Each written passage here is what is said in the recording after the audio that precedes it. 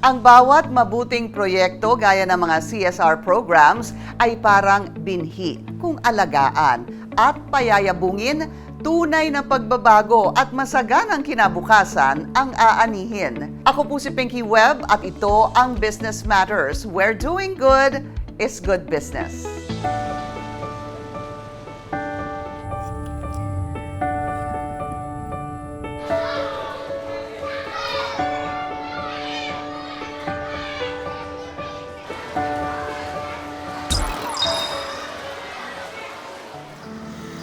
Hitik sa likas na yaman ang bayan ng Pakil, Laguna.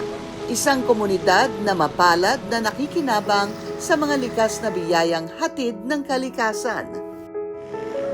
Subalit sa kabila ng mga kayamanang ito ay ang mga hamon pa rin ng kakulangan na kinakaharap ng mga Pakilenyo. Ang kasalatan pagdating sa kabuhayan, kalusugan at kakayahang agarang makabangon mula sa mga paulit-ulit na kalamidad, lalo na sa mga nasa laylayan ng lipunan o sa mga lubos na naghihirap. Isa sa kanila si Veronica, isang single mom na marangal na itinataguyod ang kanyang 6 na anak.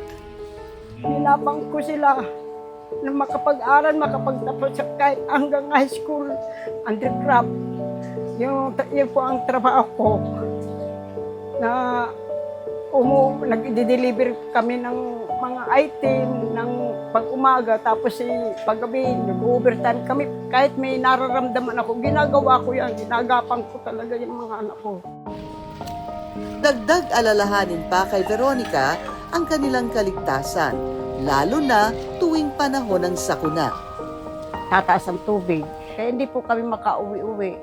Dahil yung bahay namin, ang side lang kawayan. Sa tagal po namin dito, gaya po, mag-4 na buwan na kami dito, sira na po. Hindi na po matitirahan. Gastusin naman sa pang-araw-araw ang dinadaing ni Normie Left dulot ng limitadong kabuhayan. 4 po yung anak ko. Ang may trabaho lang po sa amin is yung asawa ko po. So ano po siya, pahinante po ng papa ko po sa truck. Hindi po araw-araw may biyahe. Minsan 3 times a week lang po. 500 po sa isang araw. Minsan nga po kinukulang pa. Dumadating po sa point na nangungutang po. Mas mabigat naman ang sitwasyong kinakaharap ni Potensya nang magsara ang kanyang maliit na tindahan noong panahon ng pandemya. Noon po ay ako may sari-saring store. Kaya lang po, hindi masyadong mabili kasi maraming kalapit. Nung mag-pandemic, naubos yung aking puhunan sa sari-sari store. Wala naman akong pamilya. Ang nagtutulong po sa akin ay yung kapatid ko. Iba't ibang mga mukha, pero iisa ang problemang kinakaharap at pangarap na inaasam. Ang magkaroon ng pag-angat, hindi lang sa kanilang sariling mga buhay, kundi kaunlaran sa kanilang komunidad. Bagay na unti-unting naisakatuparan noong taong 2022. Sa tulong ng programang Tayo na Pakil, ang social impact component ng Prime Infra Foundation. Yung strategy namin is dapat malaman namin ano ba talaga yung needs ng community. And at the same time, maibigay sa kanila yung info about the project na hindi siya katulad ng iniisip nila. May mga pangamba man sa simula, naging mahalaga ang maayos na pagbabahagi ng impormasyon at linaw sa komunidad na humantong sa pagkakaroon ng pagtitiwala, ang puso ng programa at layuning pag-unlad ng lugar. Nung nag-create kami ng mga community facilitators, we thought of i-localize natin yung community development program. We called it Tayo na Pakil. Yung Tayo na Pakil kasi dalawa yung ibig sabihin niya. Isang tayo na, you stand for what you support, and then yung tayo na as in parang tara na. Pag hindi rooted sa local stakeholders, hindi siya magpo-prosper. Localized dapat yung approach, starting from the LGU down to the smallest family. Makita nila kung ano yung magiging positive impact ng project. At sa pagkilos na ito, unti-unting lumalalim ang ugnayan ng korporasyon at komunidad na siyang kapwa naging magkatuwang sa daan tungo sa pagpapaunlad ng Pakil. Collaborative ang approach, participatory, kailangan lahat may say. Isa lang naman yung gusto natin. Gusto natin makatulong sa community while we're doing the business, while we're doing the project. Ang end goal lang naman natin is hindi lang tayo ang umunlad, kundi buong bayan ng Pakil.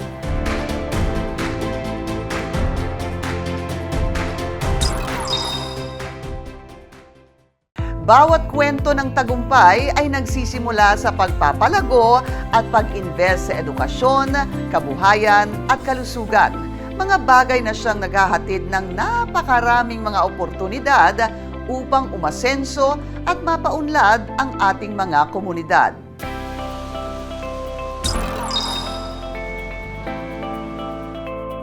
Mula nang ilunsad ang Tayo na Pakil, mas pinalakas ang paghatid ng mga serbisyo sa bayan sa tulong ng iba't ibang katuwang. Kabilang dito ang mga programang pangkalusugan at resilience. Isa yan sa fear ng community, di ba? So, sinasabi nila na maraming disaster-prone areas. And actually, yung Pakil itself, based nga daw sa sinasabi nila na Project NOAA, is disaster-prone, hazard-prone area. So, kaya naisip natin na why not we support yung disaster risk management ng Pakil itself. Sa mga hakbang na ito, natugunan ang pangangailangan ng kalusugan at kahandaan sa Pakil. Simpleng salamin, dental care, medical checkups, mga serbisyo na dati hindi abot ng maraming residente. Ngayon po lang po ako nagkaroon ng salamin. Yung mga binibili pong 100 halaga, yun po ang ginagamit ko na pinagtsatsagaan ko. Napacheck up ng kawanan ng Pakil, yun nakakuha po ako ng salamin. At tuwing dumarating ang unos, mas mabilis na ang tulong, mas ligtas ang bawat pamilya. Pag alimbawa lang mayroong bagyo na parating, nagbibigay na po ng mga pagkain muna sa amin. Mayroong bigas, mayroong dilata, yung bag na may mga gamot, may mga tuwalya, kumpleto po. Pero hindi lang pamilya ang dapat ligtas. Dapat pati mga bata. Sa isang bayan na madalas tamaan ng pagbaha, kailangang tunay na handa ang mga paaralan. So when we started 2022, nag-start kami na i-support ang Pakil Emergency Response Team. Kasi we will be neighbors eh. So ibig sabihin, nandito rin kami. Hindi po pwede na parang ang isipin lang namin, kaligtasan lang ng proponent. Dapat as a whole, as a community. Thank you po! Thank you po! Gamit ang kanilang itinatag na mga nurseries, pinalago ng programa ang libo-libong punla at binigyang trabaho rin ang mga taga-Pakil. Isang inisyatibong nagbabalik lakas sa lupa, sa tubig at sa komunidad. Bali, nagsimula lang po kami sa 2,500 na seedlings. Tapos, in a span of 4 months po, maabot na po sa 14,000 po yung seedlings na nandito po ngayon. Malaking tulong po to sa watershed program para sa Pakil. Itong mga halaman natin makakatulong para sa maiwasan natin yung soil erosion tsaka yung sa flooding po. Isa po sa nakikita kong benepisyo bukod po sa pagtulong sa kalikasan, nag-generate din po ito ng trabaho. At kasabay ng pagpapalakas sa kalusugan, kahandaan at kalikasan ay siya ring pagpapaunlad sa antas ng buhay ng mga taga-Pakil. Gamit ang programang pangkabuhayan na may pagtutok sa mga kababaihan. Tinuruan kami nung kung paano yung pagtitimpla ng mga kandila, tsaka yung timbang, yung kulay, tsaka yung gagamitin ng mga ingredient. Hindi lang naman para sa amin yun eh. Pwede rin naming i-share sa iba yung aming matututunan. Yun. Kaya nagpapasalamat nga ako kahit paano natuto kaming gumawa ng kandila.